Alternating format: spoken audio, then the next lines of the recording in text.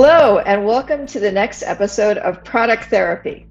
I'm your host, Rachel Opsler, EVP of Product at Heap. Now, today's episode, I have with me Jill Soley. Jill is a product management and product marketing executive. She's the author of Beyond Product and also a longtime friend of mine. Jill, welcome to the show. Thanks, Rachel. Excited to talk with you today. Me too. So our topic today is going to be around why so many products and features fail. One of the most fun things that we deal with, right? And a super common problem. So it's a good meaty topic. Excellent. So you launch something and it's maybe not going as you want it to. How do you figure out what the problem is? Like if it's the wrong product for the market, or if it's that maybe people can't find it, or it's that, there's some other problem there. How do there's friction. How do you figure this out? It's probably, a little bit different with each product. Hopefully by the time you've launched something, you have a lot of knowledge and you have done customer interviews and you understand enough to be able to kind of troubleshoot. But every release, if you get back to basics, right? Every release, it's got to be valuable, it's got to be usable, it's got to be feasible, and it's got to be viable from a business perspective, right? So if you start with that and you can sort of dig into each, the first most critical one is it valuable, right? And hopefully you've done a bunch of work beforehand to really validate that there's value there. And so you're beginning to figure out the other pieces of what you're really dealing with is usability, or you're dealing maybe with your business model or something and tweaking it, right? If you have to, by that point, really validate the value, then you probably have more of a problem. Sometimes you've just made a mistake and you didn't read something right. But testing different things, certainly talking to customers, watching customers use it, and that's usually the best way. The more you can watch customers in their own environment and really try and understand and get in their heads, you can usually begin to figure it out and figure out what you should be testing. So I've definitely observed that a lot of times you get so focused on getting the product out the door. You run short on time, you have things that take longer than you think they will, and you maybe don't focus enough on things like discoverability or understandability, or those are the types of things that you're talking about. 100% the types of things, right? You build this cool feature and it's buried in your product, or the way it's labeled isn't clear, or it's not somewhere that people can find it, or there are other barriers to adoption, to use, etc., right?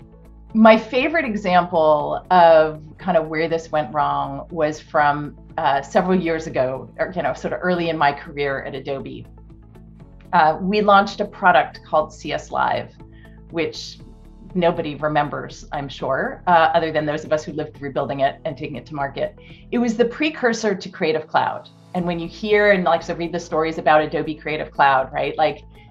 It's like magically that appeared, and people sort of forget the story about the first attempt or the prior attempts. But back when Adobe was trying to make the shift from shrink wrap to services and subscriptions, we started by launching all these hosted services to expand the value of Creative Cloud and sort of to test the waters and to begin to move to subscriptions and services. And what we did with CS Live was we released these hosted services, which each of them by their own account solved a real problem something we knew was a problem for customers. But, the services, when we launched them, had a few different problems, right? They were inherently hard to find, right? Because they were somewhere buried in, if you've ever used Photoshop or InDesign, this very, very busy interface, and they were somewhere buried in there. The marketing, right? When Adobe launched it was launched with a new version of Creative Suite, Adobe spends tons of money on that marketing launch, but buried on page 3 of the marketing copy was these hosted services, right? Nobody's ever going to find out about it so that they even know where to try it And inherently, when people get their new version of Photoshop or InDesign or whatever, they're just trying to sort of figure out, find what's moved, where to move my stuff that I have to do before they even get to this stuff, right? And so those were kind of a bunch of the big challenges around discoverability. And then there were layered in there some other challenges around, like, we had a service that needed to be used with clients, and the clients required their own Adobe ID and password. Well, right, if this is your client, right, getting them over that hump so that you can begin to use the service, right, there were just a bunch of pieces that, because we were looking out from the Adobe out lens instead of really the customer in lens, we didn't really solve. So in that example with Adobe, the precursor to Adobe Creative Cloud, and before that, you talked about discoverability, usability, and understandability. And it sounds like the biggest issue with Adobe, the precursor, was really discoverability. What does it look like when you have trouble with, say, usability or understandability?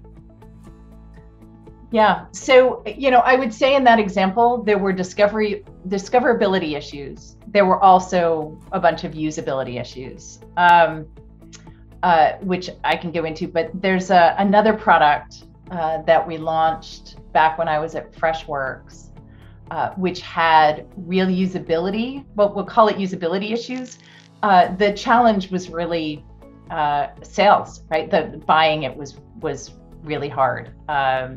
So in this example, it was a product that put real-time customer support in mobile apps.